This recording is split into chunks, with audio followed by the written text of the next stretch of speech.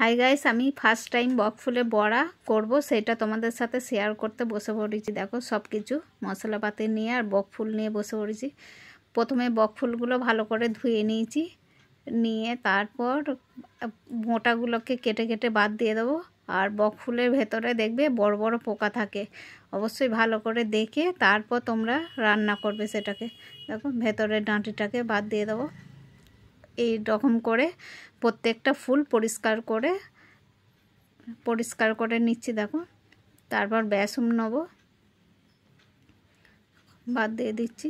দেখো সব কটা বকফুল বাদ দেওয়া হয়ে গেল ডাঁটিগুলো।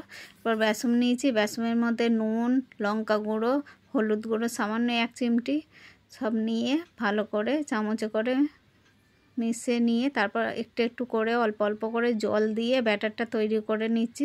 কারণ একবারে জল বেশি দেবে না, তাহলে পাতলা হয়ে যাবে। ব্যাটারটা দেখলে ঠিকঠাক হয়েছে। এরপর কড়াইয়ে তেল দিয়ে দিলাম। আমি সর্ষের তেল দিয়ে করেছি, তোমরা চাইলে সাদা তেল দিয়েও করতে পারো। আর এটা করে অবশ্যই তোমরা একবার হলেও খেও, দেখবে হেভি সুন্দর খেতে হয়।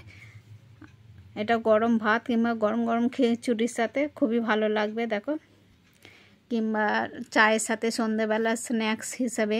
দেখো একটা একটা করে দিয়ে দিচ্ছি কড়াতে, একটা একটা করে দিচ্ছি। আর এটা আমি বোঁটা শুদ্ধই তোমাদের দেখালাম, কিন্তু বোঁটাগুলোকে আমি ছাইরে বাদ দিয়ে দিয়েছি, কারণ বোঁটা শুদ্ধ খেতে কেমন একটা লাগবে বলে বোঁটা বাদ দিয়ে শুধু পাপড়িগুলো ছিঁড়ে নিয়েছিলাম। দেখো কত সুন্দর ভাজা হয়েছে, পুরো তেলে ভাজার মতন হেভি সুন্দর দেখতে লাগছে। আর খেতেও অসাধারণ মজমজে, গরম গরম খাবে, হেভি সুন্দর খেতে লাগবে। আর কে কে বকফুলের বড়া খেয়েছো সেটা অবশ্যই কমেন্ট করে জানাবে, আর কেমন লেগেছে সেটাও জানাবে।